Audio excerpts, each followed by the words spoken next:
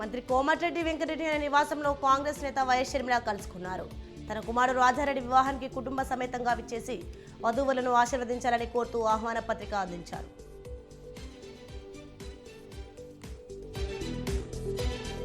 కడపలో యాదవ్ల ఆత్మీయ సమ్మేళనం అట్టహాసంగా జరిగింది. ఈ సమ్మేళనానికి ముఖ్య అతిథులుగా deputy CM Amjad Basha, MLA Ravindranath Reddy, MLC Ramesh Yadav, RTC chairman Mallikarjun Reddy, mayor Suresh Babu హాజరయ్యారు.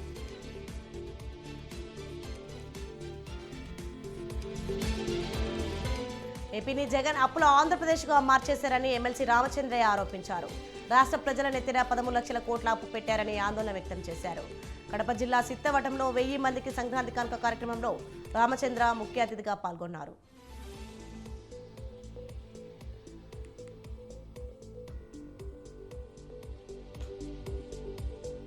తెలంగాణ ఆవశ్యకతను 2001 నుంచి ప్రజలకు టీఆర్ఎస్ తెలియజేసేందుకు ఎంతో కృషి చేసిందని ప్రభుత్వ మాజీ విప్ గొంగిడి సునీత అన్నారు.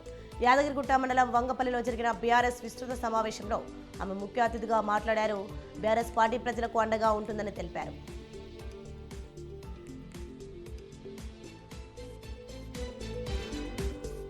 హెచ్ఎండిఏ అర్బన్ ఫారెస్ట్ కు కొత్త డైరెక్టర్గా ప్రదీప్ కుమార్ శెట్టి బాధ్యతలు స్వీకరించారు.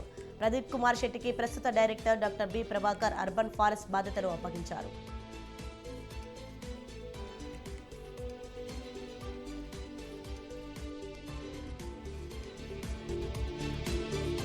హన్మకొండ జిల్లా ఐనవోలు మల్లికార్జున స్వామి జాతరకు ఏర్పాట్లపై అధికారులు సమాయత్తం అవుతున్నారు. జాతరకు ఏర్పాట్లు పూర్తి చేయాలని greater Warangal municipal corporation commissioner Sheikh Rizwan Basha అధికారులను ఆదేశించారు.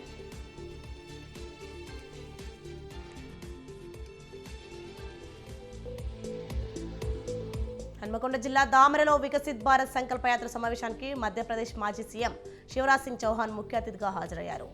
దేశం స్వయం సమృద్ధి చెందేందుకు అడుగులు వేయడమే ఈ యాత్ర ముఖ్య ఉద్దేశమన్నారు.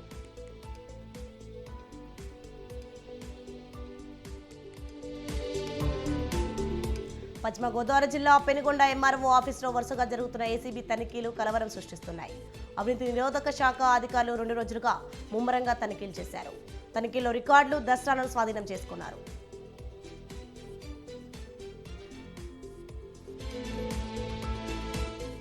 చంద్రబాబును లోకేష్ను కించపరచడం ఎంపీ కేశినేని నానికి తగదని ఎన్టీఆర్ జిల్లా తిరువూరు టీడీపీ ఇన్ఛార్జ్ దేవదత్ ఖండించారు. వారిని కించపరిచిన విధానం నాని అవకాశవాదానికి, అహంకారానికి నిదర్శనమని అన్నారు.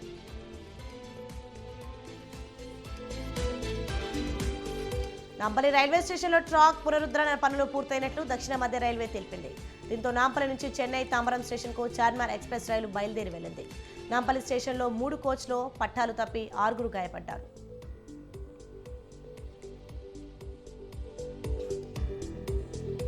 కేంద్ర ప్రభుత్వం తీసుకొచ్చిన హిట్ అండ్ రన్ చట్టం వల్ల డ్రైవర్ల మనుగడ ప్రశ్నార్థకంగా మారిందని వరంగల్లోని ములుగు రోడ్లో కాక్తే లారీ డ్రైవర్లు నిరసన తెలిపారు.